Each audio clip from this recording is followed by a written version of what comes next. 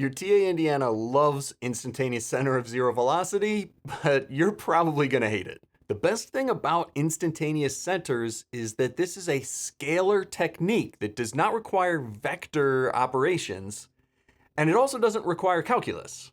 The downside is that it requires a good sense of spatial reasoning since you're going to have to solve for some angles and it's not always immediately obvious exactly how to do that. But the problem that we have here is a perfect example of when the instantaneous center method is a good choice. And I'll throw up another sketch here of when it would be a bad choice just for comparison. The instantaneous center method works great when you know the direction that all of your relevant points are moving and you only need to solve for velocity, not direction. But in this example of a far-bar linkage with a three-pointed coupler, you don't really know exactly what direction that extra point B is moving. And so finding these extra lengths and extra angles to this point where you don't have a lot of information about it is going to be kind of challenging. So for this type of four-bar linkage, I would always recommend to do probably a complex algebra method like the loop closure method. But for this problem that we have here, point A is pivoting in a circle around point O2, and so we know its direction. Point B is pivoting around ground point 04, so we know its direction, and then point C is going to be moving directly left or right, so we know its direction. This is a perfect example when instantaneous center is a good choice. So since we are given the angular velocity of this crank link that's attached to point A, let's just start to find VA first. This is just going to be using the scalar vector equation V equals R omega. We know the radius of this link is 1. We know the angular velocity is 10.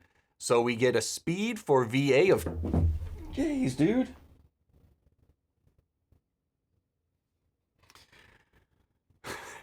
Don't worry, your TA Indy's gonna be okay.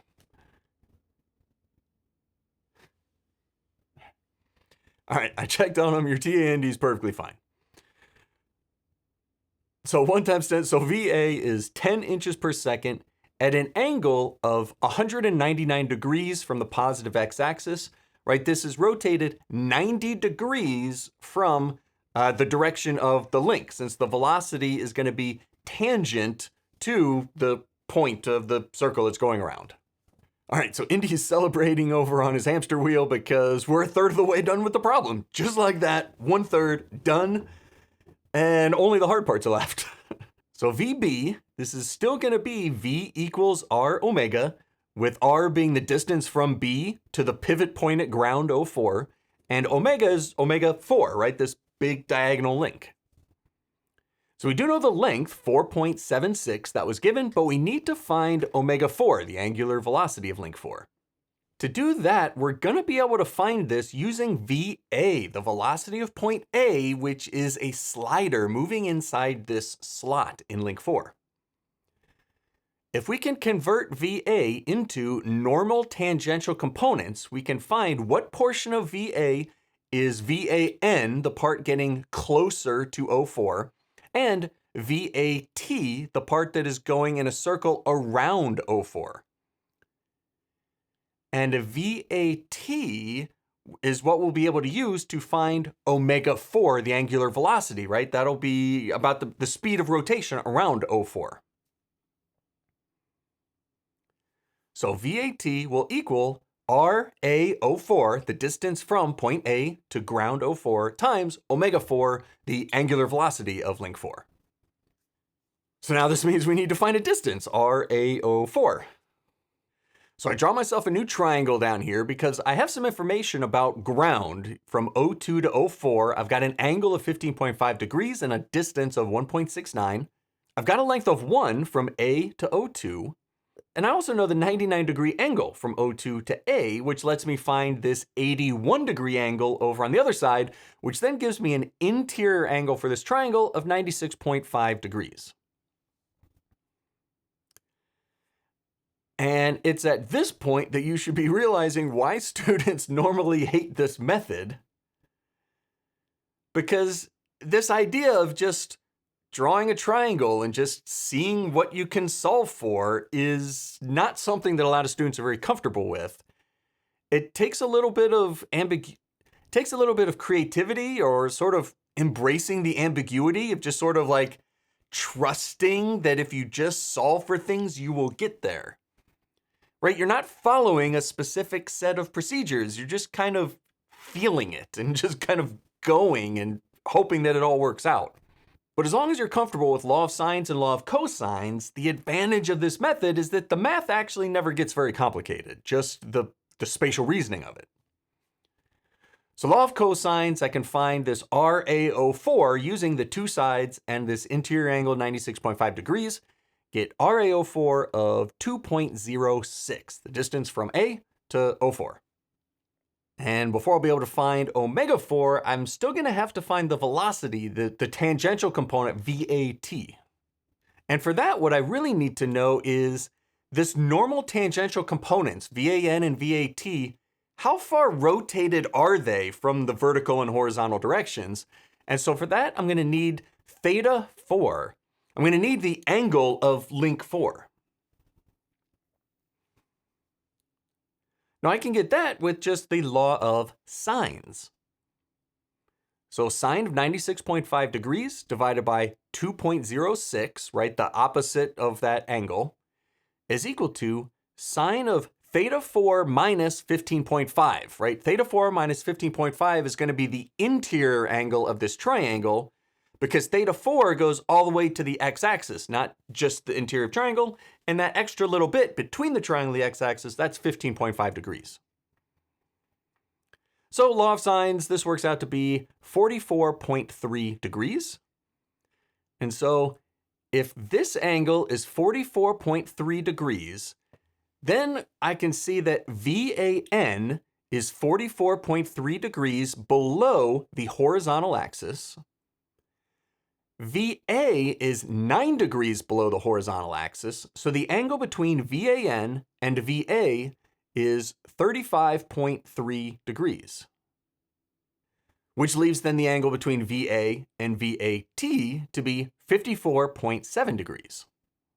And that lets me do a projection. I just project VA onto VAT using cosine. So VA 10 cosine 54.7 degrees is 5.78. That is VAT in inches per second, 5.78. That is the tangential component of VA. This lets me now plug in. I know both VAT and RAO4.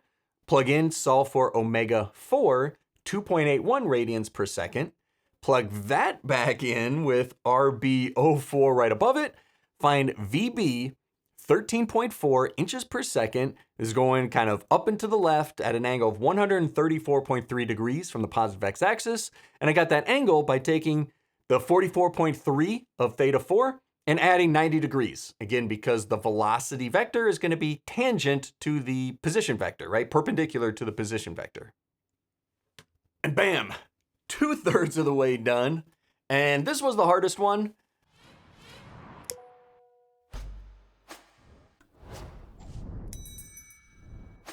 Just one part left to go, and the last part is going to be kind of similar to this one. You're probably not going to be in love with it. But it starts off the same way. V equals R omega. But this time, since link 5 is not attached to a stationary pivot point, I'm going to have to find omega 5 using the instantaneous center of zero velocity. So that means my V equals R omega, the R vector is going to be from point C to the instantaneous center of zero velocity. All right, I don't know either this distance or the angular velocity yet. So let me probably try to find the angular velocity first using VB. So V equals R omega, but the velocity B is equal to RB to the instantaneous center times omega 5. Right? This is not the distance from B to O4 because link 5 is not rotating about O4. Link 5 is rotating about the IC, so we need the vector from B to the instantaneous center. All right, so let's actually find that now. The distance from B to the instantaneous center. So I'll give myself a new triangle drawing over here. Start labeling. We've got the distance of 4.55, which is known. The 44.3 degrees is outside the triangle, so that means 45.7 inside the triangle. And that means if I can just find one more angle, as long as you know 3 lengths and angles, you can solve for all of the other lengths and angles. And it looks like the angle at C is probably going to be the weak point. I'm going to target that angle to try to find. So looking back at the original problem drawing, I see that there's a number on there that I haven't used yet, 2.86. And now on this drawing, it's labeled as being the distance from O2 to C, the vertical distance. And first thing, that's actually a typo. That should be the distance from O4 to C, right? If you actually take out a ruler and hold it up to your screen and measure per scale, it's actually distance from O4 to C. So that 2.86 gives me a clue that I can probably just be looking at the distance above the 2.86, that distance between the triangle from B to C as a hypotenuse of a right triangle. If I want to find this angle theta C, which is the distance above the horizontal, I already have the hypotenuse 4.55. If I can find that vertical distance y, then I'll be able to find the angle theta C, and then I'll have two angles and a distance, and I can solve for every other part of the big triangle. So in finding the distance y, what I really need to know is how high up is point B, right? Point B, how far up above either point O2 or O4, how high up is it? And since it's connected to O4, I'll probably just say how high is it above O4. So link 4 has a length of 4.76 at an angle of 44.3 degrees. So 4.76 times sine 44.3 degrees is 3.32 inches. So point B is 3.32 inches above point O4. And point C is 2.86 inches above O4. So the distance between B and C vertically, which is y, is going to be 0.462 inches. And just using the definition of sine, sine is opposite over adjacent. Sine of theta C, 0.462 over 4.55, gives us an angle of theta C of 5.83 degrees, which then combined with the 90 means that that interior angle of this big IC triangle is 95.83 degrees. And we're going to be able to use that to find, finally, our BIC, distance from point B to the instantaneous center, using law of sines. 4.55 over sine 45.7 degrees is equal to our BIC, sine 95.83 degrees. This gives our BIC 6.32. To find our CIC, we're going to use the same triangle, but we have to find the other angle, right? The opposite angle of our C, which is going to be 38.47 degrees. And so using law of sines this time, our CIC is 3.96. Draw some big curly arrows because we finally get, these were the things we were looking for, finally get to circle back around to what we were doing the equations at the beginning. V equals R omega. To find omega 5, we have 13.4 for VB is 6.32 times omega 5. Get omega 5 is 2.12 radians per second. And then plug these values back in to find VC equals R omega. 3.96 times 2.12. VC is 8.4 inches per second pointing left. So scalar math and trigonometry is all you needed mathematically, but the spatial reasoning is something that a lot of students don't like too much. So if you'd rather see a more brute force type of method, it does require calculus, but at least it's just like follow these steps and you can get to an answer. Then watch this other video about the complex algebra method for solving velocities of mechanisms.